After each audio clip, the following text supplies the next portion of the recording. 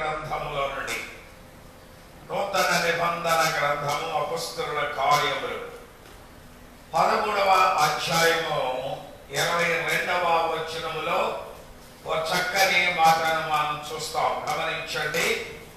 Mummy చదువుతుంది మైక్లో, వారు మీరు బైబిల్ తెరిచి చూడండి. తరువాత అతనిని తొలగించి దావీదును వారికి రాజుగా ఏర్పరచెను. మరియు ఆయన నేను యెషయి కుమారుడైన దావీదును కనుగొంటిని. అతడు నా ఇష్టానుసారుడైన మనుష్యుడు. అతడు నా ఉద్దేశములన్నీ నెరవేర్చునని చెప్పి అతనిని గూర్చి సాక్ష్యం ఇచ్చాను. ఈ మాట అందరు నాతో చెప్పండి. మీరు ఇక్కడ బహు కొద్ది మందిగా ఉన్నారు. మా లైవ్ ప్రోగ్రామ్ కనుక మీరు చెప్పండి. ఇళ్లలో కూర్చొని మరి వాక్యాన్ని తిలకిస్తున్నారు. మీరు కూడా దయచేసి ఈ మాట నాతో చెప్పండి. నేను యెషయి కుమారుడైన దావీదును కనుగొంటిని. అతడు నా ఇష్టానుసారుడైన మనుష్యుడు. అతడు నా ఉద్దేశములన్నీ నెరవేర్చినని చెప్పి అతనిని గూర్చి సాక్ష్యం ఇచ్చాను. చిన్న ప్రార్థన. పరిశుద్ధుడు అయిన మా పరమ తండ్రి, కృప కలిగిన మా యేసుక్రీస్తు ప్రభువా, ఈ నూతన పునరుత్థాన దినమందు మరలా మరొకసారి నీ కృపాశల మీదకు చేరి నీ వాక్యమును ధ్యానించడానికి, నీ సన్నిధిలో ప్రార్థించడానికి, నీ ప్రజలతో నీ వాక్యమును ముచ్చటించడానికి మీరు ఇచ్చిన ఈ సదవకాశాన్ని బట్టి వందనాలు చెల్లిస్తున్నాం. ఇంతవరకు మా ప్రియులు నీ బిడ్డలు మీ నామమును పాటల ద్వారా, ప్రార్థనల ద్వారా, ఆత్మకూటము ద్వారా, బైబిల్ పఠనము ద్వారా, చక్కని హెచ్చరికల ద్వారా, అనుభవ సాక్ష్యముల ద్వారా మీరు అమ్మని మహిమపరిచి ఉన్నారు. మరి వారి సమయము అల్పుడను, దీనుడను, ఎన్నిక లేని వాడను, నీ పాదధూళి వంటి వాడనైనా నేను నీ పవిత్రమైన లేఖన భాగాన్ని చదవబట్టుకుని నిలిచి ఉన్నా. ఈ చదవబడిన లేఖన భాగంలో నుండి మాతో మాట్లాడండి స్వామి. ఎవరికి వాక్యం అవసరమై ఉన్నదో, ఎవరికి ఆదరణ కావాలో, ఎవరికి ఓదార్పు కావాలో, ఎవరికి గద్దింపు కావాలో, జ్ఞానములు అవసరమై ఉన్నాయో హృదయములను పరిశీలించు పరమ తండ్రివు గనుక ఈ ఉదయకాలం నీ ప్రజలతో ఒక ప్రత్యేక రీతిలో మీరు మాట్లాడండి స్వామి. మాట్లాడుచున్న నన్ను పిలుచుని బిడ్డలని స్థలమును, ఈ వాతావరణాన్ని కొన్ని నిమిషాలు మీ ఆత్మ స్వాధీనములో మీరు వచ్చాయండి. నా సొంత ఆలోచనలు, నా సొంత తలపులు ప్రభు వాటిని మరుగుపరిచి, చిత్తమును బయలుపరిచి ఈరోజు నీ ప్రజలను ఒక ప్రత్యేక రీతిలో దర్శించి మీ దీవులతో నింపి రాకడకు సిద్ధపరచుమని మాతో మాట్లాడుటకు సిద్ధముగా ఉన్న మా యేసయ్య అతి శ్రేష్టమైన నామములో ప్రార్థించి వేడుకొనుచున్నాము మా పరమ తండ్రి. ఆమేన్. దయచేసి అందరూ కూర్చోనండి. ప్రభునందు మిక్కిలి ప్రియులారా, ఈరోజు ఒక అమూల్యమైన మాట. దేవుని యందు భయభక్తులు కలిగిన వారు, ఆయన చిత్తానుసారముగా జీవించువారు ధన్యులు అని మనం నేర్చుకున్నాం కదా. మరి దేవుని బిడ్డలమైనటువంటి మనము దేవునికి ఇష్టలై ఉండాలి. ఎలాగా దేవునికి ఇష్టలై ఉంటాం? అపొస్తలుడైనటువంటి మరి పౌలు అపొస్తలుల కార్యములో చక్కని మాటను చెప్తున్నాడు. దావీదును గురించి అతడు నాకు ఇష్టానుసారుడైన మనుష్యుడు. ఎంత మంచి మాట అండి. దావీదు అనేటువంటి పదానికి తెలుగులో అర్థం ఏంటంటే ప్రియుడు. డేవిడ్ అనేటువంటి ఇంగ్లీష్ పదం తెలుగులో దావీదు. దానికి తెలుగులో అచ్చమైన తెలుగులో అర్థం ఏంటంటే దావీదు అనే పదానికి ప్రియుడు అనేటువంటి భావం బైబిల్లో మనం చూస్తున్నాం. అందుకే పౌలు అంటాడు, అతడు నాకు ఇష్టానుసారుడైన మనుష్యుడు, నాకు ప్రియమైనటువంటి వాడు. బైబిల్ గ్రంథంలో నుండి దావీదు అనేటువంటి మాట ఆదికాండం నుండి ప్రకటన గ్రంథం వరకు చూస్తే 1089 సార్లు ఉంది ఆ మాట. 1089 సార్లు. మీరు బాగా బైబిల్ క్షుణ్ణంగా మీరు చదివి ఉంటే లేదా చదువుతుంటే ఆదికాండం నుండి ప్రకటన గ్రంథం వరకు చదవండి. దావీదు దావీదు దావీదు అనేటువంటి పదము 1089 సార్లు బైబిల్లో రాయబడి ఉన్నాయి. ఏమండి, ఎందుకు ఎన్నిసార్లు దావీదు దావీదు దావీదు అని రాశారు? అంతేకాదు దావీదు నాకు ఇష్టానుసారుడైన మనుష్యుడు అని పౌలు చెప్పడమే కాదండి, యేసుప్రభు దేవుడి యెహోవా కూడా ప్రవక్త అయినటువంటి సమూయేలుతో చూడండి. మొదటి సమూయేలు గ్రంథం 16వ అధ్యాయము 12వ వచనములో చూస్తే చాలా చక్కని మాటను మనం అక్కడ చూస్తాం. 16వ అధ్యాయం 12వ వచనం. అతడు వాణ్ణి పిలువనంపించి లోపలికి తోడుకొని వచ్చాను. అతని ఎర్రని వాడును, అతడు ఎర్రని వాడును, చక్కని నేత్రములు గలవాడు, చూచుటకు సుందరమైన వాడునై ఉండుట చూచి అతడు రాగానే నేను కోరుకున్నవాడు ఇతడే. ఓ ఎంత చక్కని మాట అండి. సమూయేలుతో దేవుడు అంటున్నాడు, వచ్చాడు వారుడైనటువంటి ఆ సమూహ దావీదుని పిలిచాడు. అతన్ని చూడగానే దేవుడు అంటున్నాడు, నేను కోరుకున్నవాడు ఇతడే, నాకు ప్రియమైన వాడు ఇతడే, నేను ఏర్పాటు చేసుకున్నవాడు ఇతడే. నేను ఈ దావీదు చరిత్ర చదువుతున్నాను. దావీదు అంటండి దేవుడికే ఇష్టం కాదండి, అందరికీ ఇష్టమైన వాడేనటండి. చూడండి ఆ సమూయేలు గ్రంథంలోనే మొదటి సమూయేలు 16లోనే 21వ వచనం చదవండి. ఎంత చక్కని మాట. దావీదు సౌలు దగ్గరకు వచ్చి అతని ఎదుట నిలువబడగా అతని యందు సౌలునకు బహు ఇష్టము పుట్టెను. దేవుడు బిడ్డను గమనించండి. నాకు చాలా ఆశ్చర్యం అనిపించిందండి. సాధారణంగా రాజులు, అధికారులు, నాయకులు ఎవరిని ఇష్టపడరండి. ఎందుకంటే వాళ్ళందరూ అతను చేతి కింద ఉండాలని, వాళ్ళందరూ అతనికి బానిసలుగా ఉండాలని, వాళ్ళందరూ అతని కొలువులో ఉండాలని కోరుకుంటారు కానీ ఇష్టపడరు. 16వ అధ్యాయంలో చూస్తే దేవుడే యెహోవా సమూయేలు ప్రవక్త అంటాడు, నేను కోరుకున్న వాడిద్దరే.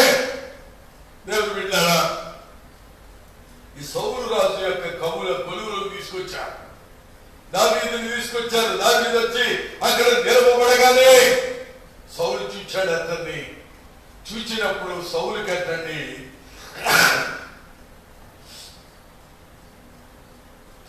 సౌలుకి దావీదు మీద బహు ఇష్టము పుట్టారు. దేవుని బిడ్డలారా, మీరు గమనించవలసిన విషయం, దావీదుని గురించి ఎందుకండి దేవుడు ఎలా చెప్తున్నాడు, సౌలుకి ఎలా చెప్తున్నాడు అంటే ఎక్కడ దావీదు చరిత్ర ఎప్పుడండి, సౌలు కాలం ఎప్పుడండి? 1000 సంవత్సరములు వ్యత్యాసం ఉంది. దావీదు పుట్టి పెరిగి పరిపాలన చేసిన ఆ కాలం వేరు.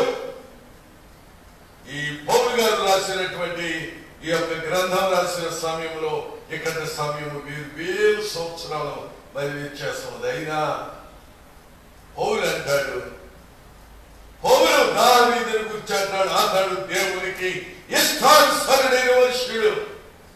కారణం ఏంటో తెలుసా? అతడు నా ఉద్దేశములన్నీ నెరవేర్చునని అతని గురించి సాక్ష్యం ఇచ్చాడు. దేవుడు బిడ్డలు గమనించాను. నేను ఈ దావీదు చరిత్ర చదువుతున్నా. ఈ ఉదయకాలం మరి నా ధ్యాన సమయంలో దేవుని వాక్యాన్ని పఠిస్తున్నప్పుడు ఈ దావీదులో అనేకమైన లక్షణాలు కనపడ్డాయి. అన్ని చెప్పాలంటే ఈ రోజంతా సరిపోదు మనకి. కొన్ని ముఖ్యమైన విషయాలు.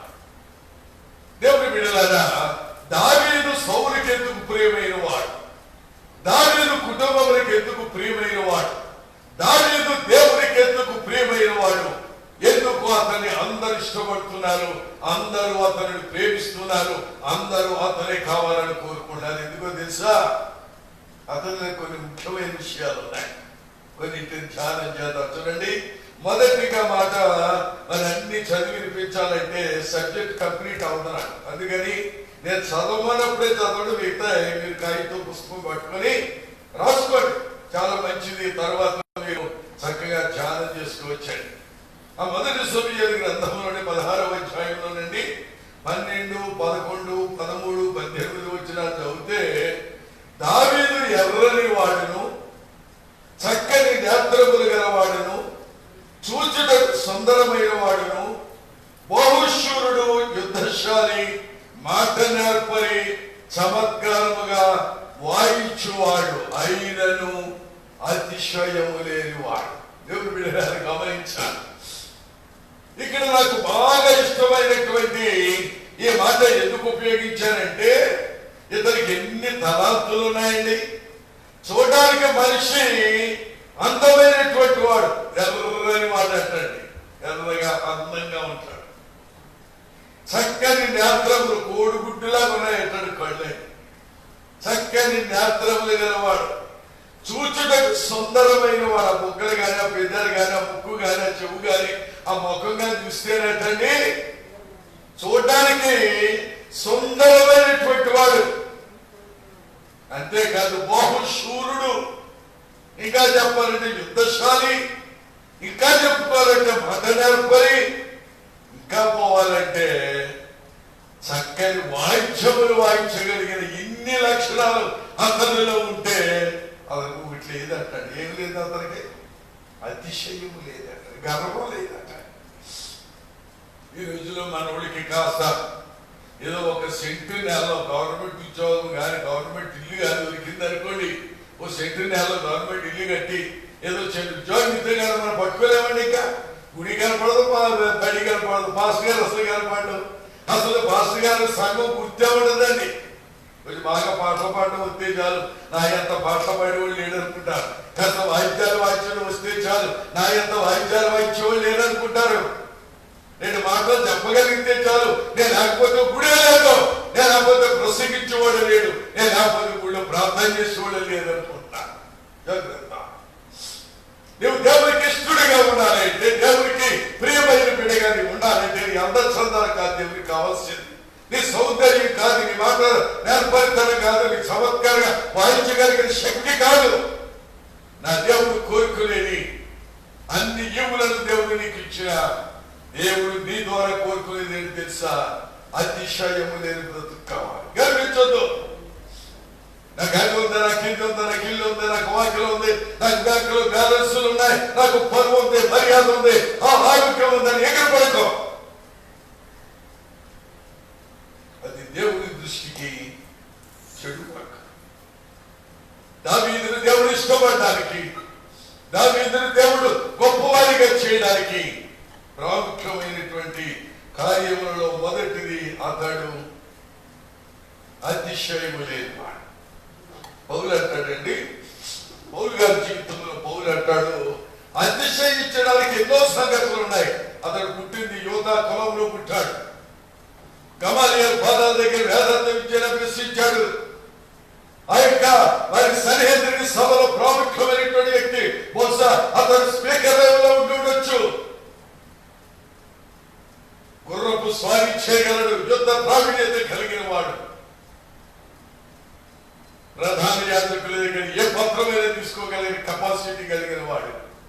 ఇన్ని ఉన్నా అంటాడు, నాకు అనేకమైన సంగతులు అతిశయించడానికి ఉన్నాయి, కానీ ప్రభుని అందే అతిశయిస్తాను. దేవుడు ఇచ్చిన రక్షణ, దేవుడు నాకు ఇచ్చిన భాగ్యం.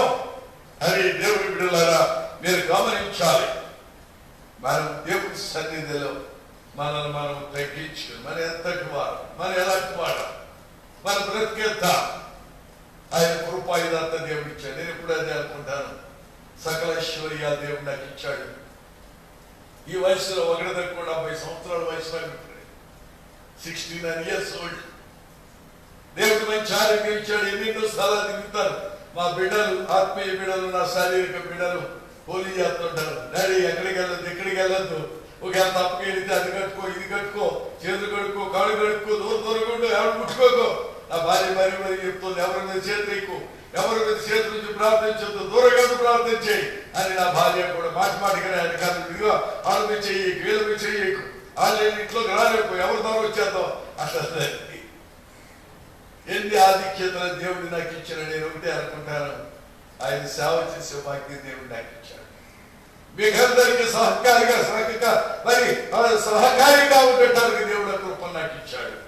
మీ అందరి యోగక్షేమం చూడడానికి, మీ అందరిని పరామర్శించడానికి, మీ అందరి కొరకు ప్రార్థించడానికి, మీ అందరి కొరకు దేవుని దగ్గర జ్ఞాపకం చేయడం అదే నాకు అతిశయం.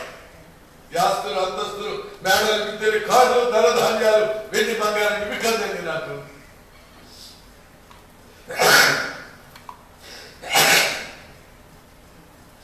రాత్రి 12 గంటల వరకు ఇంకో వివాహంలో ఉన్నాను, కాలసిపోయి ఉన్నాను. నేను పగల రాత్రి కూడా ఇక్కడ 12 గంటలకి వైద్యులు వచ్చాను రాత్రి నేను ఇంటికి. అయినా దేవుడు కృప కలిగిన దేవుడు ఆరోగ్యం ఇస్తాడే, భయపడవలసిన పని లేదు. చేతుల దేవునికి స్తోత్రాలు చెప్తాం. హల్లెలూయా. దైవ సన్నిధిలో కూడి అయిన దేవుని బిడ్డలు మనం గమనించవలసిన విషయం ఏంటంటే, భక్తుడైనటువంటి దావీదు దేవునికి ఇష్టానుసారుడైన మనుష్యుడిగా ఉండటానికి మొదటి కారణం మనం ఏమి నేర్చుకున్నామంటే, అతడు అతిశయము లేనిటువంటి వాడు. ఏం లేదండి అతనికి? గర్వం అంటే తెలియదు, ఎగిరి పట్టం అంటే తెలియదు, వాళ్ళెంత వీళ్ళెంత అన్న జాతి కాదు, వాళ్ళు నాకంటే ఎంత హీనంగా ఉన్నారు అనేవాడు కాదు. మనకు కొంచెం కడుపు నిండా కూడు, బ్యాంకులో బ్యాలెన్స్, జేబులో డబ్బులు, ముక్కుకు ఒక పుడక, కాళ్ళకు ఒక సుట్టు, ఒక మెట్టు ఉండగానే ఇక నేను ఎవడో పట్టుకోలేడు. నా ఎంత లేని ఎగిరి పడుతున్నావు, జాగ్రత్త. నెబుకద్నెజర్ లాంటి వాడు ఎగిరి పడి చివరికి ఆ అరణ్యంలో పశువులాగా గడ్డి వేశాడు అతను. నాకు తెలుసు అనేక మంది నాయకులు ఎగిరి పడిన వాళ్ళు జైలులో చిప్పకూడి తినవాళ్ళు ఉన్నారు. జాగ్రత్త సుమా, ఎగిరి పడుతున్నావు, అతిశయిస్తున్నావు, నా భార్య క్రితం జీవితం, నా క్రితం జీవితం, నాకు ఆ ఇల్లు ఉందా, నాకు ఈ ఇల్లు ఉందా అని ఎగిరి పడుతున్నావు. దేవుడి ముగ్గులతో కళ్ళ వరకు వస్తాం. జాగ్రత్త. అతిశయించడానికి క్రీస్తు నందు మాత్రమే మనం అతిశయించాలి. ఇస్తాడు దేవుడు, మనకు కావాల్సినన్ని దేవుడు ఇస్తాడు. ఇందాక నా కుమార్తె చెప్పింది కదా, దేవుని యందు భయభక్తులు గలవారు, ఆయన కొరకు కనిపెట్టువారు, ఆయన మాటకు లోబడి వారు ధన్యులు. దావీదు ధన్యుడు అవడానికి కారణం ఏంటంటే, మొదటి లక్షణము అతనిలో ఉన్నటువంటి గొప్ప విశేషత ఏంటంటే, అతడు అతిశయము లేనివాడు. మన భాషలో చెప్పుకోవాలంటే గర్వం లేనుడు, పొగలేనుడు, ఎగిరిపడేవాడు కాదు. మధ్య ఒక పాట విన్నాను నేను, అది సినిమా పాట, బయటపడో తెలియదు కానీ, ఎదిగే కొద్దీ ఒదిగి ఉండాలంటండి. దేవుడు మనం ఎంతో పైకి తీసుకొస్తుంటే అంతగా మనం ఒదిగి అడిగి తగ్గించుకొని విధేయత కలిగి వినయం కలిగి ఉండాలి. మీరు చూసేటప్పటికి ప్రజలకి చాలా విధేయుడండి, చాలా వినయం కలవాడండి అని చెప్పాలి. అంతేగాని బాబు ఆవిడికి ఎంత పొగడండి, ఆవిడికి ఎంత అహంభావాడి, ఎలా మాట్లాడుతుందండి అని అనిపించుకోవద్దు. కడవంతి నాలో ఉన్నాం, కరోనా గుమ్మ దాకా వచ్చి చూస్తుంది. ప్రార్థన వల్ల అక్కడ ఆగింది. ప్రార్థన లేకపోతే అతిశయిస్తే ఆ కరుణ నీ దగ్గరికి వచ్చి నేను వెంటాడే అవకాశం ఉంది. జాగ్రత్త. దేవుని బిడ్డ, భక్తుడైనటువంటి దావీదు జీవితంలో మనం నేర్చుకున్నటువంటి మొదటి మాట, అతడు అతిశయము లేనివాడు. రెండవది, అతడు తండ్రి మాటకు లోబడేవాడు. మీకు అందరికీ బాగా చరిత్ర తెలిసి యెషయా గారి కొడుకులేడు. కనిష్ఠుడు ఆఖరి వాడు, చివరి వాడు. దావీదుతో యెషయా అన్నాడు, అరే బాబు, నువ్వు వెళ్ళి ఆ అడవిలోకి వెళ్ళి, గొర్రెలకాయ అరణ్యంలోకి వెళ్ళు. ఏమండి, అన్నలందరూనేమో సైన్యంలో పెట్టాడు, మిలిటరీలో ఉన్నారు, ఆఫీసర్లుగా ఉన్నారు. ఉన్నటువంటి స్థితిలో వాళ్ళకి ఏంటంటే రాజభోజనం అండి. మిలిటరీలో ఉన్న వాళ్ళకి ఎలాగుంటా చేసిన పాలు శ్రేష్టమైనవి, బియ్యం శ్రేష్టమైనవి, అతి శ్రేష్టమైన నీళ్లు, శ్రేష్టమైనటువంటి వసతులు. ఎందుకంటే దేశ భద్రత కొరకు ప్రాణాలు పెట్టడానికి భార్య పిల్లలు విడిచిపెట్టి ఎక్కడో అడవులలో, కొండలలో, గుహలలో నివసిస్తున్న వారికి ప్రభుత్వాలు మంచి వసతులు ఇస్తాయి. మన ఏలూరులో పాపం ఒక అబ్బాయి చనిపోయాడు మిలిటరీలో. సంతోష్. ఆ సంతోషాన్ని ఆయన చనిపోతే పాపం గవర్నమెంట్ చక్కగా ఇల్లు ఇచ్చింది. అతని భార్యకి గ్రేడ్ 1 ఆఫీసర్ పోస్ట్ ఇచ్చింది. 5 కోట్ల రూపాయలు క్యాష్ ఇచ్చింది. ఎందుకు తెలుసా? వారి దేశము కొరకు ప్రాణం పెట్టాడు.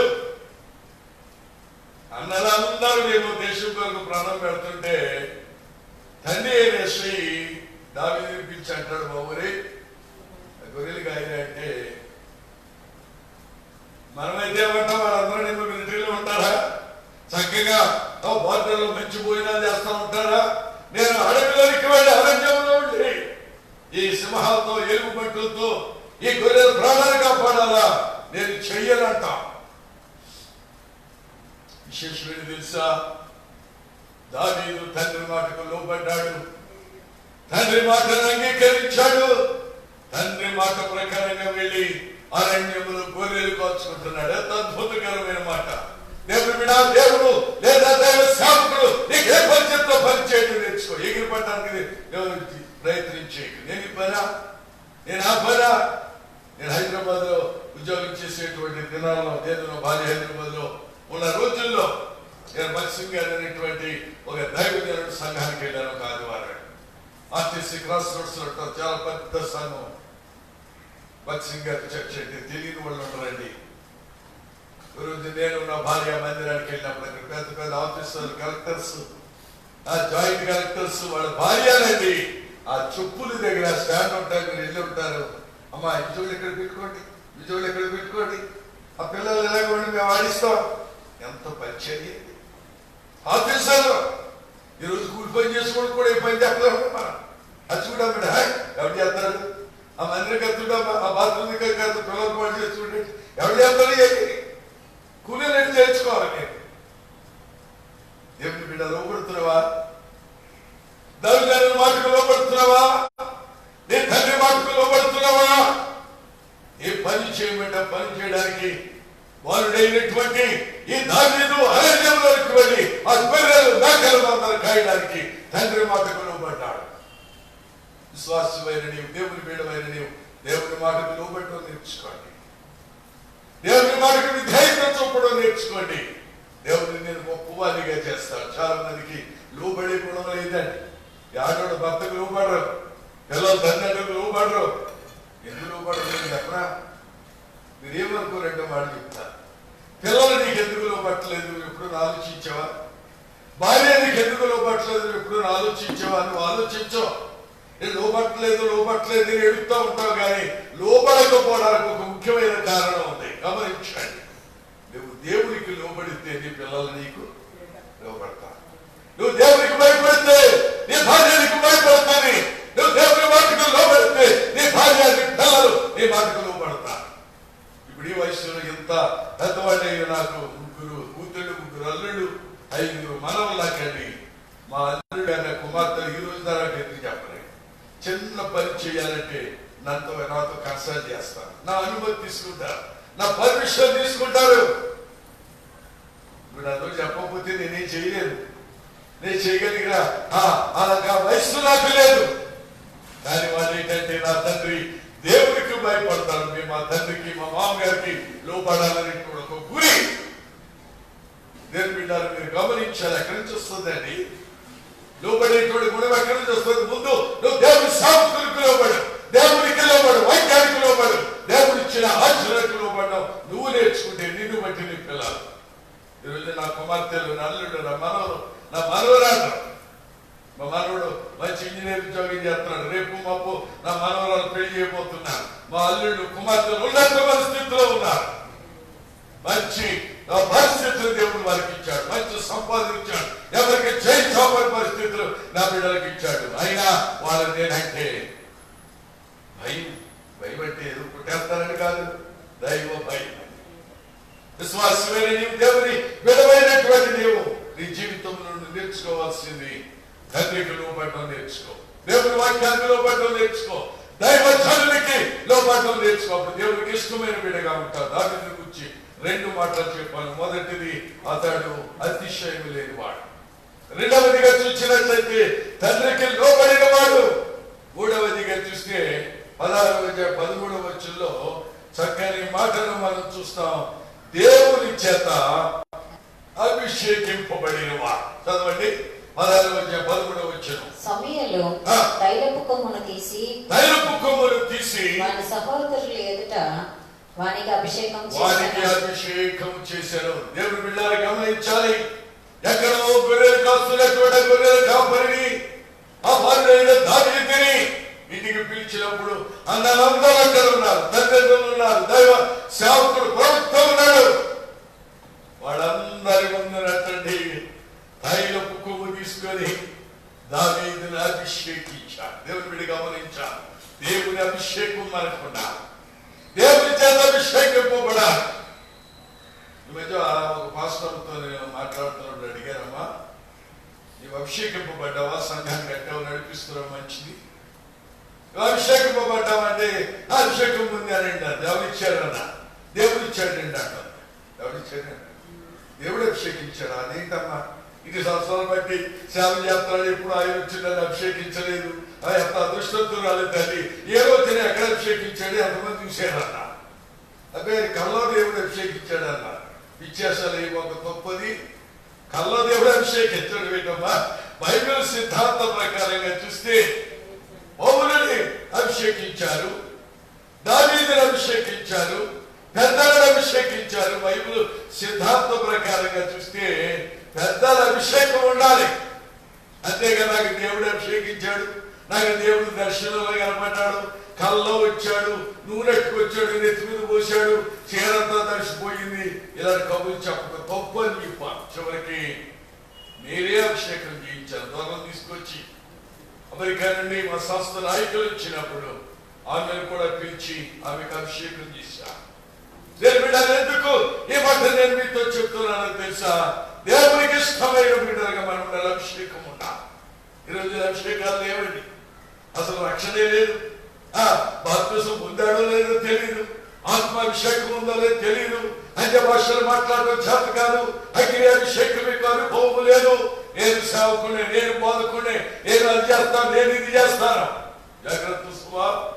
దైవ సన్నిధిలో కూడిన దేవుని బిడ్డ, విశ్వాసమైన నీవు దేవుని బిడ్డమైన నీవు గమనించాలి. దేవునికి ఇష్టమైన బిడ్డలుగా మనం ఉండాలంటే దైవజనులు, ఆత్మ అభిషేకం పొందిన సంస్థ నాయకులు తైలం పోసి నీ కొరకు అభిషేకించాలి. శ్రేష్టమైనటువంటి అనాయింటెడ్ ఆయిల్ అమెరికా ఇంకా యెరూషలేము నుంచి తీసుకుని వచ్చిన అచ్చ జట మాంస అత్తలు తీసుకొచ్చి ఆ అచ్చ జట మాంస అత్తలతో మేము దేవుని సేవకులు అభిషేకిస్తూ ఉంటాం. సంవత్సరానికి ఒకసారి 10 మందిరం, 15 మందిరం అర్హత కలిగిన వారిని ప్రతి సంవత్సరం మహాసభలలో వారికి అభిషేకాలు చేస్తా ఉంటాం. అనేక మంది, కొన్ని వందల మందికి అభిషేకం చేశాను నా సేవలో. దేవుని బిడ్డలారా, ఈనాడు వారు ప్రవక్తలు అయ్యారు, నాయకులు అయ్యారు, బోధకులు అయ్యారు, మిషనరీలు అయ్యారు, సంఘ నాయకులు అయ్యారు. కారణం ఏంటి తెలుసా? అభిషేకం. దావీదు జీవితంలో అభిషేకం పొందాడు. అది కొంత అభిషేకం ఉందా? దైవజనులు నీ తల మీద నుంచి ప్రార్థించాలా? సంఘ ధర్మము జరిగించడానికి సంఘ పెద్దలు అభిషేకిస్తున్నాం, పరిచారకులు అభిషేకిస్తున్నాం, పాస్టర్లు అభిషేకిస్తున్నాం, మరి బిషపులకి అభిషేకాలు ఇప్పిస్తున్నాం, అపొస్తలుల అభిషేకాలు జరిగిస్తున్నాం. ఎందుకంటే అది అభిషేకం, దేవుని కృప. దావీదు జీవితంలో మరి గమనించవలసిన విషయం ఏంటంటే అతడు అభిషేకము పొందినవాడు. ప్రవక్త సమూయేలు తైలపు కొమ్ము తీసుకొని వచ్చి ఆ తైలం అతని తల మీద పోసి అతను ప్రార్థించి ఆశీర్వదిస్తే అతడు ఇశ్రాయేలుకి రాజు అయ్యాడు. దైవజనమా, దేవుని బిడ్డ జీవితంలో నీ బ్రతుకులను నేర్చుకోవాల్సింది. దావీదు జీవితంలో మూడవదిగా మనం చూస్తే అభిషేకింపబడినటువంటి దావీదు. నాలుగవదిగా చూస్తే దేవుని బిడ్డలారా, దురాత్మలు భారతులు 16వ అధ్యాయం 23వ వచనం చదవండి. 16, 17 అధ్యాయం నుండి నేను మాట్లాడుతున్నాను ఈ మాటలు. దేవుని యొద్ద నుండి దురాత్మ వచ్చి సౌలును పట్టినప్పుడెల్లా దావీదు సితారా చేత పట్టుకొనగా దురాత్మ అతనిని బాధలి పారిపోయాను. ఎంత అద్భుతం అండి! దెయ్యం వచ్చి, దురాత్మ వచ్చి సౌలు మీద పడుతుంది అతను. అప్పుడప్పుడు ఎవరు ప్రార్థన చేస్తే పోతుందో తెలుసా? దావీదు వెళ్ళి ఆ సితారా తీసుకుని సితారా వాయించి దేవుని స్తుతించి ప్రార్థన చేసినప్పుడు సౌలుకు పట్టిన దురాత్మ వదిలిపోయాను. దేవుని బిడ్డల దురాత్మను వెళ్ళగొట్టే శక్తి ఉండాలి నీకు. అంటే అభిషేకం ఉంటే నీ ప్రార్థన దేవుడు ఆలకిస్తాడు. అర్ధరాత్రి వేళ తెల్లవారుజామున ప్రార్థన ఫోన్ చేస్తా ఉంటాడు. అయ్యా మా బాబు నిద్రపోవట్లేదండి, అయ్యా మా మనవరాళ్ళకి నిద్ర అట్టట్లేదండి, అయ్యా నా కుమార్తె గర్భిణీ స్త్రీ అండి ఎప్పుడు వచ్చి బాధపడుతుందండి అని అర్ధరాత్రి తెల్లవారుజామున ఫోన్ కాల్స్ వస్తూ ఉంటాయి. వారి వరకు ఫోన్లో ప్రార్థన చేస్తే చాలు, దేవుడు విడుదలిచ్చి స్వస్థత ఇస్తున్నాడు. ఎన్నో సాక్ష్యాలు, ఎందరో సాక్ష్యాలు. ఈ కార్యక్రమాన్ని తిలకిస్తున్న మీలో కూడా మీ కుటుంబాల్లో నేను ఇంటికి వచ్చి ప్రార్థన చేయకపోయినా ఫోన్ ద్వారా ప్రార్థించి అపవిత్రాత్మను గద్దించినప్పుడు అవి తక్షణమే విడిచి వెళ్ళిపోతున్నాయి. అలాగే నొప్పులు వచ్చినప్పుడు, బాధలు వచ్చినప్పుడు, అయ్యో ఆపరేషన్ అయితే బిడ్డ పుట్టదు అనేటువంటి పరిస్థితుల్లో ప్రార్థన చేసి లోనకు పంపిస్తే సుఖమైన ప్రసవం దేవుడు ఇచ్చిన మరి అనేకమైన సంఘటనలు మన సంఘంలో దేవుడు జరిగిస్తున్నాడు. కారణం దురాత్మలను వ్యాధులను వెళ్ళగొట్టగలగలని శక్తి ఉండాలి. వాళ్ళు చేయడం గొప్ప కాదండి, కబులు చెప్పడం గొప్ప కాదు, మళ్ళా పగిలిపోయే బుద్ధి ప్రసంగం చేయడం గొప్ప కాదు. ఒక దెయ్యాన్ని నిలబెట్టు, ఒక ఆత్మను రక్షించు, ఒక వ్యక్తికి పంపిస్తుంది. నిన్న అనుకుంటాను, మొన్న ఇద్దరికి ఈ కరోనా టైంలో కూడా ఇద్దరికి బాప్తిసం ఇచ్చాను. రేపు ఎల్లుండో బుధవారం మళ్ళా బాప్తిసాలు పోతున్నా. నేను కబులు చెప్పట్లేదు, వాట్సాప్ లో కూడా వాళ్ళ ఊరు పేరు ఫోటోతో సహా పెడుతున్నాం, బాప్తిసాలు ఇస్తున్నా. ఈ పేరులో కూడా ఆరాధన లేని సమయంలో, ప్రార్థన మందిరాలు తెరవని సమయంలో ఆత్మల రక్షణ భారం మాత్రమే మానలేదు. కుటుంబాల కొరకు ప్రార్థిస్తున్నాం, దర్శిస్తున్నాం, ప్రార్థిస్తున్నాం, కార్యాలు జరిగిస్తున్నాం. దేవుడు రక్షణ అనుగ్రహించి వారికి బాప్తిసాలు పొంది అయ్యే అవకాశాలు. ఈ కాలం కూడా కాపులు కాయన దగ్గరికి వచ్చారయ్యా, మా యొక్క అక్కగారికి మా అబ్బాయి కూడా మీరు బాప్తిసం ఇవ్వాలి. ఇవాళ పొద్దు నుంచి అడుగుతున్నాడు మన కాపులు. గర్రే సీతారాం గారు పొద్దున మా ఇంటికి వచ్చారైనా వచ్చాడయ్య గారు, మా అక్క గారు, బీబీ గారికి, మా అబ్బాయి రమేష్ కి మీరు బాప్తిసం ఇవ్వాలి, ఏమోగిస్తారండి అని అడుగుతున్నాడు. అయినా మీరేదో మాట్లాడడానికి వచ్చారు కదా అని అనుకున్నాను, కానీ బాప్తిసాలు కావాలని అడుగుతుంటే నాకు చాలా ఆశ్చర్యం అనిపించింది. ఎందుకంటే దేవుని బిడ్డలను ఆత్మ దురాత్మలను పోగొట్టే శక్తి దేవుడు మనకి ఇవ్వాలి. ఆయన అనుభవం ఉండాలి.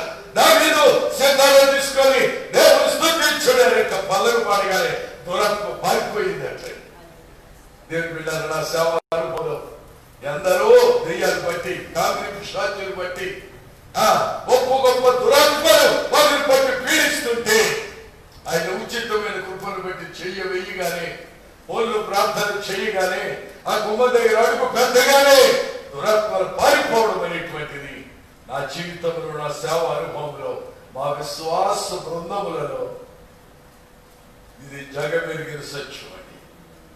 దేవుని బిడ్డలు మీరు గమనించాలి. దావీదుకునేటువంటి గొప్ప లక్షణము దురాత్మలను పారద్రోలే అనుభవం.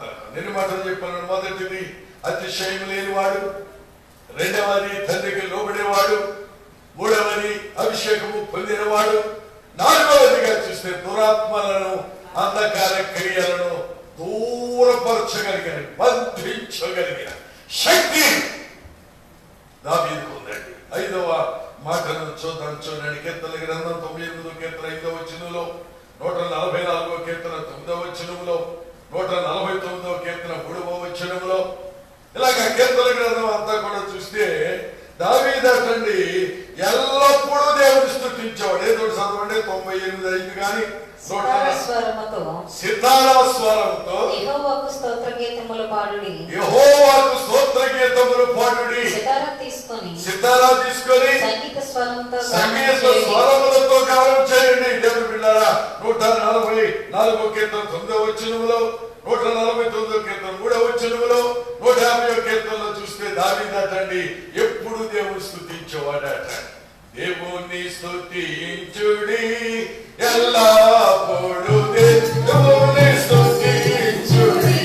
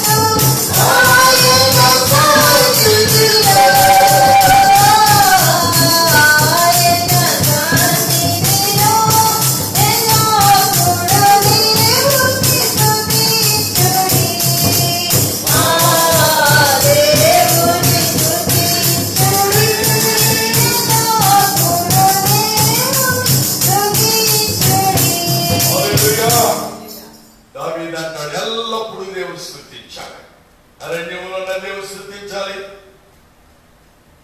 కొండలలో ఉన్న దేవుడు స్తుతించాలి, లోయలలో ఉన్న దేవుడు స్తుతించాలి. ఇంకో మాట చెప్పరా, కరోనా వచ్చిన దేవుని స్తుతించాలి, మరణం వచ్చిన దేవుడు స్తుతించాలి, రోగం వచ్చిన దేవుడు స్తుతించాలి. ఎలా వీడల్లందు కష్టకాలమందు వల్ల పూర్ణయసు స్తుతించు.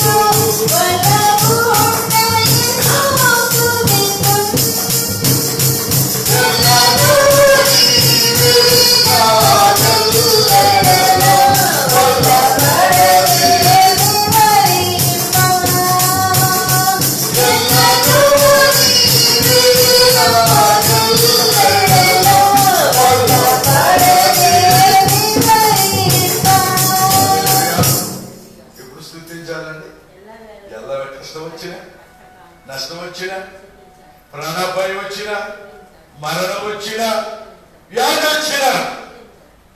మరి ఇందాక విజయలక్ష్మి గారు సాక్ష్యం చెప్పారు, అన్నగారు చచ్చిపోయారు, ఆ ఇంటికి అంతటిగా మాకు దిక్కాయి.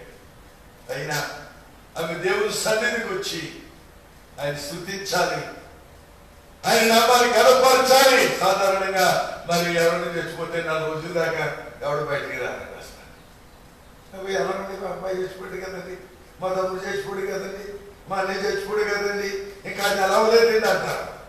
అది కాదు క్రైస్తవులు నేర్చుకోవాల్సింది. మీకు తెలుసో లేదో, నాకు ఒక్కగానొక్క కుమారుడు 2007 సంవత్సరం జూన్ నెల 4వ తారీఖు మా అబ్బాయి చనిపోయాడు. 6వ తారీఖున సభ చేశాను. 6వ తారీఖు మధ్యాహ్నం 4 గంటలైంది సమాధి అయినప్పటికీ 7వ తారీఖు ఉదయం తెల్లవారితే 7వ తారీఖు ఉదయం 9 గంటలకి రాజమండ్రిలో ఉన్న ఐఎల్టీ జంక్షన్ లో ఉన్న ఎపిఫానియా చర్చిలో పెళ్లి చేశారు. నా కుమారుని సమాధి చేసి 24 గంటలు కూడా అవ్వలేదు. వెళ్ళి అక్కడ ఘనంగా ఎపిఫానియా లోదరన్ చర్చి, పెద్ద చర్చి, ఆ చర్చిలో నేను పెళ్లి చేశాను. మరి ఇప్పుడు నేను క్యాసెట్ చూస్తుంటే విశ్వాసాలు అంటున్నారు, అయ్యో ఒక్కగారు కొడుకు చనిపోయి 24 గంటలైనా అవ్వలేదే, ఆయన ముఖంలో ఎంత సంతోషంగా పెళ్లి చేస్తున్నాడే, ఆ ముఖంలో విషాద ఛాయలే కనబడలేదు అని ఆ క్యాసెట్ చూస్తున్నప్పుడు వాళ్ళు అనడమే కాదు, నేను ఎలా చేయగలిగానా ఈ పెళ్లి అనిపించింది. నేను బిళ్ళారా, దేవుని స్తుతించడం నేర్చుకోవాలి. ఎల్లవేళలా కూడా కడుపు నిండా ఆ తిండి బ్యాగ్ నిండా బ్యాలెన్స్ ఉండి జేబు నిండా కొత్తగా రబలాడుతుంటే కదా దేవుని స్తుతించడం. దరిద్రం వచ్చినా సరే, యోగు జీవితంలో యోగండి సకల ఐశ్వర్యాలు పోయాయి. కడుపులు పుట్టిన బిడ్డలు 10 మంది చచ్చిపోయారు. స్నేహితులు అందరూ విడిచిపెట్టారు. కట్టుకున్న భార్య కూడా ఈ దేవుడు దూషించి చనిపోతుంది. భయంకరమైన పరిస్థితి, శరీరం కుళ్ళిపోయింది, గాయాలైపోయింది. వెనక కుప్ప మీద కూర్చున్నాడు. అయినా ఒకటే మాట అంటాడు, నా విమోచకుడు సజీవుడని నేను మరలా తిరిగిస్తాను, నేను మరలా దేవుడు నామాన్ని స్తుతిస్తాను, ఆయన నామాన్ని మహిమపరుస్తాను. ఆ విధంగానే దేవుడు అతన్ని ఆశీర్వదించాడు. దేవుడు బిడ్డ స్వాస్థ్యమైన నీవు దేవుని సన్నిధిలో నువ్వు నేర్చుకోవాల్సింది ఏంటంటే ఎల్లవేళలా దేవుని స్తుతించు. దావీదు నేర్చుకున్నాడు. అది ఆ గొర్రెలు కాస్తున్నప్పుడు, ఆ అరణ్యంలో ఉన్నప్పుడు, ఆ ఎలుగు పెట్టి వచ్చి మీద పడుతున్నప్పుడు, సింహం వచ్చి గొర్రెలు తీసుకుపోతున్నప్పుడు ఎప్పుడు దేవుని స్తుతించు అన్నాడు. నీ జీవితంలో నువ్వు నేర్చుకోవాలి. కరుణను చూసి భయపడద్దు, వ్యాధులను చూసి భయపడద్దు, ఏ మరణాలు చూసి భయపడద్దమ్మా. దేవుడు మనకు తోడుగా ఉంటాడు. ధైర్యంగా మనం ఉండటం నేర్చుకోవాలి. ఎన్ని మాటలు చెప్పినప్పటికీ 5 మాటలు చెప్పాను. 6వ మాట దేవుడు బిడ్డలారా మీరు గమనించాలి. 17వ అధ్యాయంలోకి వెళితే 34వ వచనంలో ఒక మాట చదవండి. 2వ సమూయేలు, 1వ సమూయేలు గ్రంథం 17వ అధ్యాయం 34వ వచనం. అందుకు దావీదు సౌలుతో ఇట్లనెను, మీ దాసుడనైన నేను నా తండ్రి యొక్క గొర్రెలను కాయించుండగా సింహమును ఎలుగుబంటి వచ్చి మందలో నుండి ఒక గొర్రె పిల్లను ఎత్తుకొని పోవచ్చుండగా నేను దానిని తరిమి చంపి దాని నోటి నుండి విడిపించి తిని. అద్భుతమండి. మందను కాచుకుంటున్నాడండి, ప్రాణాన్ని తెగించి. అయ్యో సింహం వచ్చి గొర్రె పిల్లని తీసుకుపోతుంది, ఎలుగుబంటి వచ్చి అయ్యో గొర్రె పిల్లను పోతుంటే సింహం ఎక్కడ, బాలుడేది అది ఎక్కడ. మంద కొరకు ప్రాణం పెట్టడానికి ఆయన తెగించాడు. సౌలు చెప్తున్నాడు, రాజా సౌలు మహారాజా, నేను నా తండ్రి మందను కాస్తుండగా సింహం వచ్చింది, దాని నోటిని పెళ్ళగించి నోట్లో వచ్చి సింహ గొర్రె పిల్లని దించాడయ్యా. ఒక రోజున ఇదిగో ఎలుగుబంటి వచ్చింది, గొర్రె పిల్లను తీసుకుపోతుంటే దాని కమంద హస్తాల నుంచి గొర్రె పిల్లను కాపాడానయ్యా అని గొప్ప సాక్ష్యం చెప్తున్నాడు. మందను కాచుకునేటువంటి లక్షణం ఉండాలి. కుటుంబాన్ని కాచుకునే లక్షణం యజమాని కలిగి ఉండాలి, యజమానురాలు కలిగి ఉండాలి, ఒక తల్లి కలిగి ఉండాలి, ఒక భర్త కలిగి ఉండాలి, ఒక భార్యగా నీ దేవుని నీకు అప్పగించిన నీ మంద. నాకు సొంత మంద 13 ఉన్నారండి. నాకు సొంత రక్త పంచుకుని పుట్టినటువంటి బంధువులు 3 కూతుళ్ళు 3 అల్లుళ్ళు. ఎంతమంది అక్కడికి? 6. 5 మనో. అక్కడికి ఎంతమంది? 11. నా భార్య నేను మొత్తం 13. మా బంద నాకు ఎప్పుడు 13 మంది మంద. రేపు మాకు 14 15 కూడా కాకపోతున్నారు. కానీ ఇప్పటికి మా మంద 13. ఈ 13 ఈ మంద కోసం, అలాగని ఈ రక్త సంబంధమైన మంది ఇది ఆత్మ సంబంధమైన మందలు వేల మీద ఉన్నారు. నాకు వాళ్ళందరినీ కాచుకుంటూ ఉంటారు, వాళ్ళందరి కొరకు ప్రార్థిస్తూ ఉంటారు. కడుపు మార్చుకొని ఉపవాసం ఉండి రాత్రి బ్రహ్మాండమైన పెళ్లికిన్నారు. భోజనం చేయడం చాలా బలవంతం చేశారు. నేను చెప్పని వాడు శనివారం ఉపవాసం మీద వచ్చి, దేవుడు బిడ్డారా, అంత శ్రేష్టమైనటువంటి మోహంలో శ్రేష్టమైన ఆహారం సిద్ధపరిచి వాళ్ళు పెడుతుంటే భోజనం ఎందుకు చేయలేదండి? మందరు కాచుకోవాలి, నియమము తప్పడానికి వీలు లేదు, క్రమం తప్పడానికి వీలు లేదు, దేవుని దగ్గర చేసిన గొడవపడిగా తప్పడానికి వీలు లేదు. విశ్వాసమైన నీవు మందరు కాచుకునే బాధ్యత నీకుంటే నువ్వు ధన్యుడు అవుతావు. దావీదు కూడా గొప్ప లక్షణం ఏంటంటే మంద కొరకు ప్రాణం పెడతారు. ప్రభువులు వచ్చి చెప్పారు, గొర్రె కాపరి తన మంద కొరకు ఏం చేస్తారంటే ప్రాణం పెడతాడు. అదే గిరయుడు చేతగాడు గొర్రె విడిచిపెట్టి పారిపోతాడండి. సింహం రాగానే, ఆ పులులు రాగానే, ఎలుగుబంట్లు రాగానే చేతగానే ఏం చేస్తాడంటే నాకెందుకు బాబాని పారిపోతాడు. యజమానుడు తన గొర్రెల కొరకు ప్రాణం పెడతాడు, మందను కాచుకుంటాడు. దావీదు కూడా గొప్ప లక్షణం, 5వ లక్షణం ఏంటంటే మందను కాచుకుంటాడు. దేవునికి మంది ఇచ్చాడు. 3 మంద ఉంది, 5 మంద ఉంది, 10 మంది ఉన్న మంద ఉంది, 100 మంది విశ్వాసుల మంద ఇచ్చాడు, 2000 మంది సభ్యుల మంద దేవుడికి ఇచ్చాడు, 400 మంది సభ్యుల మంద దేవుడు నాకు ఇచ్చాడు. కొవ్వూరులో సుమారు 200 మంది ఓ మంద నాకు దేవుడు ఇచ్చాడు. రాజమండ్రిలో సుమారు 400 మంది ఒక మంద దేవుడు ఇచ్చాడు. ఆత్రేయపురంలో 2000కు పైగా ఇచ్చిన మంద దేవుడు నాకు ఇచ్చాడు. నా రక్త సంబంధమైన 13 సభ్యుల మందని ఇచ్చాడు. ఈ మందల కొరకు నా ప్రాణం పెడతాను నేను. అది కరుణ వచ్చిన, అది భయంకరమైన పరిస్థితులైనా, అది ఎటువంటి పరిస్థితులైనా నేను హాజరవుతాను అక్కడంటే. ఎందుకంటే నా మంద అది, నా మందను కాచుకుంటాను. దైవ సన్నిధిలో కూడిన దేవుడు వెళ్ళారా. అందుకే దావీదంటే దేవుడికి ఇష్టం. ఎన్ని మాటలు చెప్పాను? 6 మాటలు. మొదటిది, అతను దేవునికి ప్రియమైనటువంటి వాడు, అతిశయము లేనటువంటి వాడు. రెండవది, తండ్రి మాటకు లోబడేవాడు. మూడవది, అభిషేకింపబడిన వాడు. నాలుగవది, దురాత్మను మరి దూరపరచగలిగిన శక్తి కలిగిన వాడు. ఐదవది, ఎల్లప్పుడూ దేవుని స్తుతించేవాడు. 6వదిగా చూస్తే దేవుని విడనారా, మందను రక్షించుకున్నటువంటి వాడు, మంద కొరకు తన ప్రాణాలు పెట్టడానికి తెగించినటువంటి వాడు. ఇలా చెప్పుకుంటూ పోతే ఎన్నో సంగతులు ఉన్నాయి. మనకు సంపూర్ణమైన సంఖ్య అవడానికి ఒక మాట చెప్పి నేను ముగిస్తాను. 7వ మాట, దేవుని బిడ్డలారా, దావీదు అటండి గొలియాతుని చంపేశాడట. మొదటి సమూయేలు గ్రంథం 17వ అధ్యాయం 46, 47, 50 ఇంటికి చదువుకుంటూ వెళ్తున్నాను. దేవుని బిడ్డలు మీరు గమనించాలి. దావీదు అంటాడు గొలియాతు అనగా సాతానుకు సాదృశ్యం అండి. దావీదు గొలియాతును చంపడానికి ముఖ్య కారణం ఏంటంటే తన ప్రజలను ఇశ్రాయేలీలను గొలియాతు చేతుల నుంచి రక్షించాలి. అతనికి గురేది ఇశ్రాయేలీలను కాపాడుకోవాలి, దేవుని బిడ్డలను కాపాడాలి. దాని కొరకు సాతానుడైన, అది గొలియాతు అయినా, అది అపవిత్రాత్మైన, దురాత్మైన, అది ఎటువంటి భయంకరమైనటువంటి పరిస్థితి అయినా దానిని ఎదుర్కొని దానిని ఖండించడానికి, దానిని దూరపరచడానికి ప్రాణానికి తెగించినటువంటి వాడు దావీదు.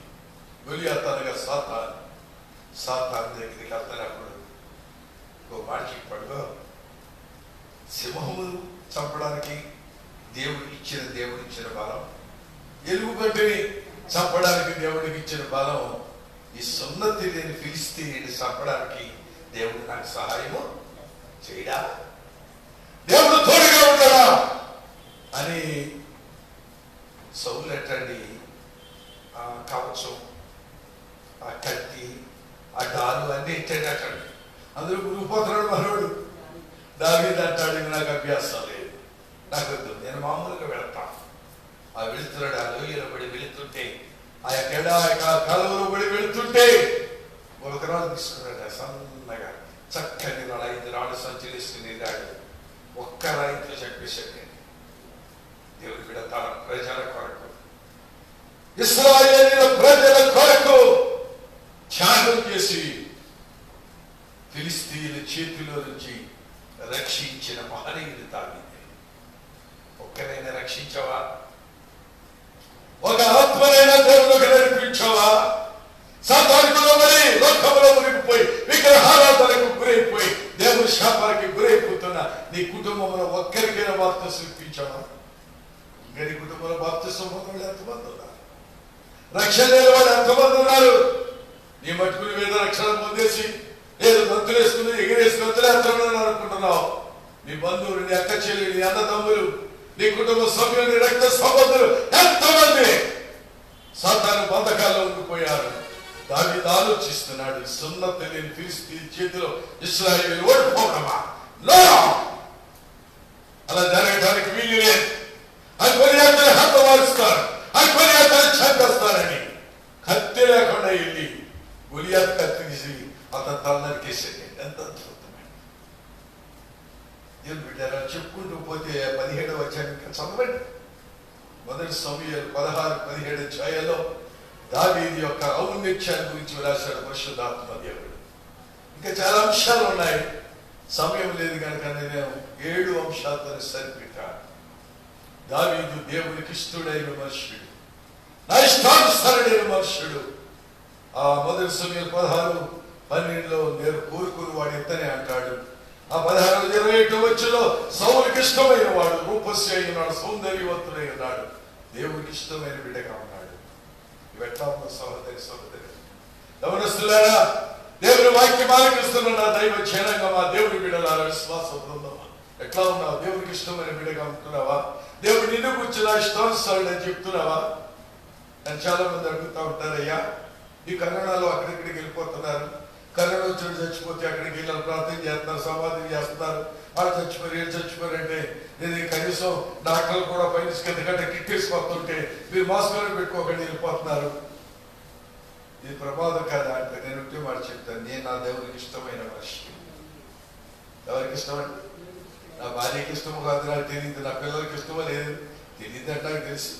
నా భార్యకి నేనంటే మహాప్రాణం అని నాకు తెలుసు. నా పిల్లలకు కూడా నేనంటే అపరితమైన ప్రేమ అని తెలుసు. మీకందరికీ నేనంటే ప్రేమ. వైద్యలక్ష్మి ఇటువంటి సమయంలో కూడా ఇంట్లో వేదనతో ఉన్నప్పుడు కూడా నన్ను చూడాలని వచ్చేసింది. అలాగుడికండి దేవుని బిడ్డారా, మీరందరికీ నేనంటే ఇష్టం. నన్ను బట్టి దేవునికి ఇష్టమా? నేను అనుకుంటాను నేను దేవునికి ఇష్టమైన బిడ్డగా ఉంటున్నాను, అందుకే దేవుడు నన్ను కాపాడుకుంటూ వస్తున్నాడు, అందుకే దేవుడు తోడుగా ఉంటున్నాడు. నేను ధన్యుడిగా జీవిస్తున్నాను. దేవుని బిడ్డ, యెహోవా యందు భయభక్తులు గలవారు, ఆయన చిత్తానుసారంగా నడుచు వారు అందరూ ఆయనకు ధన్యులు. వారి జీవితం ధన్యమయ్యే దావీదు ధన్యమైన జీవితం 7 అనుభవాలు చెప్పాలి. ఒక్క అనుభవం నీ దగ్గర ఉందా? ఒక్క మాట జీవితంలో ఈ అనుభవం నీకుందా? ఉంటే నువ్వు దేవునికి ఇష్టమైన పెట్టుకుంటా. మరొకసారి జ్ఞాపకం చేస్తాను.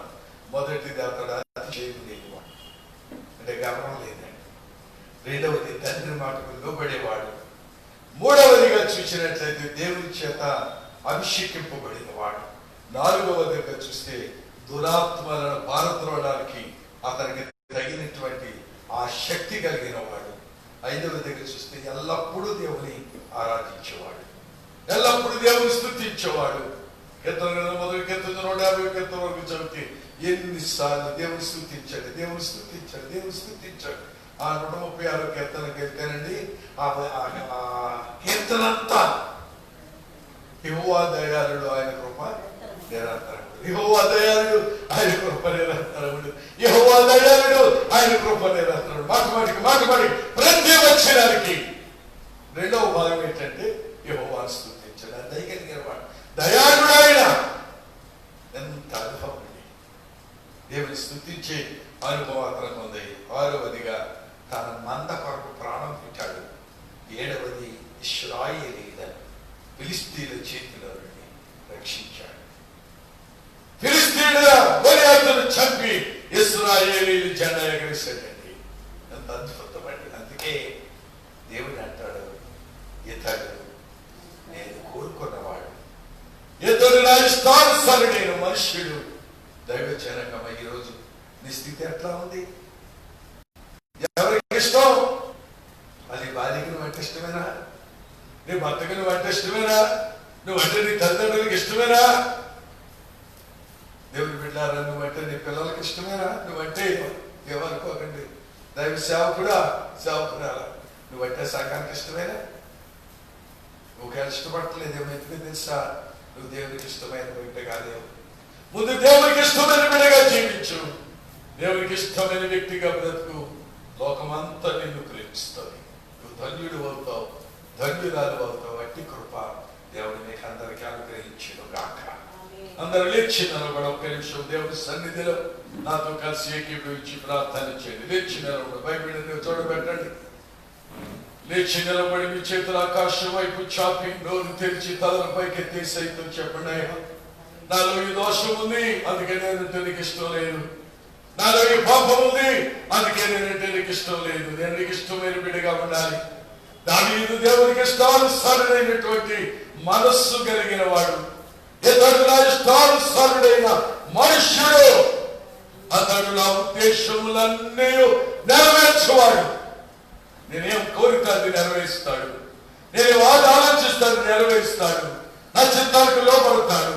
నా చిత్త ప్రకారంగా నా ఉద్దేశములన్నిటినీ నెరవేర్చువాడని పౌలు ద్వారా మాట్లాడుతున్నాడు. దేవుడు యెహోవా సమూయేలుతో మాట్లాడుతున్నాడు. ఈరోజు ప్రభు నీతో మాట్లాడుతున్నాడు. అయ్యా ప్రభుతో కుమార్చు, నీకు ఇష్టమైన బిడ్డగా నేను జీవిస్తాను, నీకు ఇష్టమైనటువంటి ఒక ఆత్మీయ బిడ్డగా నేను జీవిస్తానయ్యా. నేను ప్రభుత్వం కుమార్చుకుపోయా. ఎవరొస్తున్నారా? మీ ఇళ్లలో నిలబడి ఉన్న దైవ జనగమా, ఈ లైవ్ ప్రోగ్రామ్ ద్వారా అనేకమైన దేశాలకు, కొరియాలో ఎవరో బాలరాజు కొరియా దేశం పడాయించుస్తున్నారు. ఇంకా చాలా మంది అమెరికాలో రెహీనా అనేటువంటి సహోదరి అమెరికాలో కార్యక్రమం తిలకిస్తున్నట్టు నేను గమనిస్తున్నాను. టీవీ ఈ సెల్లో అనేక మంది ఇళ్ళ దగ్గర కూర్చుని టీవీలో ప్రోగ్రామ్ దీన్ని పెట్టుకొని ఎంతో చక్కగా చూస్తున్నారు. చాలా సంతోషం. దేవుని సన్నిధిలో కూడిన దైవ చర్య ఒక తీర్మానం చేసుకో. ప్రభుత్వం, అయ్యా నీకు ఇష్టమైన బిడ్డగా నేను జీవిస్తాను. దావీదు అనుభవం, 7 అనుభవాలు దైవజనుల ద్వారా నాతో మాట్లాడవు కదా, ఈ అనుభవాలు నేను నేర్చుకుంటాను, ఒక్కసారిగా జీవిస్తాను. ఒక్క మాట వేస్తాను చెప్పు, దేవుడు నేను దీవిస్తాడు. ధన్యుడు, ధన్యురాలు అవుతావు. ఇతబడిన వాక్యం ప్రతి వాళ్ళు దీనిలో పెట్టుకోబడి అది 100 ఫలించినట్లు వాక్యం ఆలకించిన తిలకించిన ప్రతి వ్యక్తి దేవునికి ఇష్టమైన బిడ్డగా జీవించి దావీదు లాంటి గొప్ప ఔన్నత్యాలు గోధులకు వస్తుంది. దావీదును ఇశ్రాయేలుకు రాజుగా, మహాచక్రవర్తిగా, 127 సంస్థానానికి అధిపతిగా దేవుడు చేశాడు. ఆ విధంగా దేవుడు మిమ్మల్ని దీవించి ఒక ఉన్నతమైన స్థితిలో దేవుడు తీసుకొచ్చినట్లు పాస్టర్ గారు వచ్చి చిన్న ప్రార్థన చేస్తారు. అందరూ తలలు వంచి ప్రార్థనలోకి మౌంచండి. ప్రార్థన చేసుకుందాం. ప్రార్థన చేస్తున్నాం. మహాపరిశుద్ధుడు మహోన్నతుడు సర్వాధికారి నామమున స్తోత్రం తండ్రి. స్తోత్రం నాయన. నిన్న నేడు నిరంతరం వ్యాపించిన ప్రభువా కృపల తండ్రి. ఈ సమయంలో ప్రభు నీ దాసులు వచ్చిన గంభీరమైన మొత్తానికి లెక్కన స్తోత్రం తండ్రి. నీ దావి మహారాజుని ఈ సల్లి బట్టి ప్రార్థన చేస్తాను తండ్రి. దీన్ని బట్టి అతిశయపడదు తండ్రి. ఇంతగా హెచ్చించుటకు నేను ఏ పాట పాడని శ్రమించిన దేవుడు తండ్రి. గొర్రెలు కాల్సిన దావి మహారాజు ఏ విధంగా ఆచరించేవారు 7 సున్నాలు ఈ సన్నిధిలో వినియోగం తండ్రి నైనా.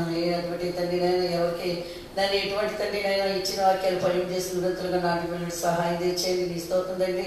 దేవుని సన్నిధిలో తండ్రి నేను ఏ విధంగా నేను స్తోత్రం చింపజేశాడు అది కూడా సున్నాలు బట్టి 7 అంశాలు ఉన్నాం తండ్రి నాయన. స్తోత్రం ఇచ్చిన వాక్యాలు ఫలం చేయండి. లైవ్ ద్వారా ఎంతమంది కూడినారో తండ్రి నాయన వీళ్ళందరినీ పేరు ఆశ్రయించండి, దీవించండి. భయంకర దినాలలో ఆయన కాపుల సన్నిధి ఆయన ప్రకాశం వారి మీద నుంచి ఈ విధంగా తండ్రి నాయన స్తోత్రం కొద్ది వారంగా లైవ్ ద్వారా తండ్రి విన్నారని ఆశ్రయించండి నాయన. స్తోత్రం ప్రభా. అలాగే చక్కని వాతావరణం దయచేసి ఈ కార్యక్రమంలో కూడా మీ స్తోత్రం తండ్రి వాడుకున్నందుకు మరోసారి లెక్కలే స్తోత్రములు. ఈ భయంకరమైన కరోనా వల్ల తండ్రి ఎవరికి ఎటువంటి శోధన, ఇరుకులు, ఇబ్బందులు, వ్యాధులు తాకకుండా ప్రభావ సంఘ బిడ్డలు, సంఘస్థుల్ని అలాగే తండ్రి లైదారైన బిడ్డల్ని అలాగే తండ్రి మాకు ఇచ్చిన బిడ్డలు పూజ సైమన్, పద్మరాజు, మమ్మల్ని కృష్ణ బిడ్డల్ని ఆశ్రదించండి, దీవించండి. విజయలక్ష్మి కూడా ఈ సన్నిధి తీసుకొచ్చారు. బిడ్డలు కూడా ఆశ్రదించి బలపరిచి దయపరచండి నాయన. స్తోత్రం ఈ కార్యక్రమం అంతట్లో కూడా మీరే ఉన్నందుకు మరోసారి లెక్కలే స్తోత్రం చెల్లిస్తూ యేసుక్రీస్తు పరిశుద్ధం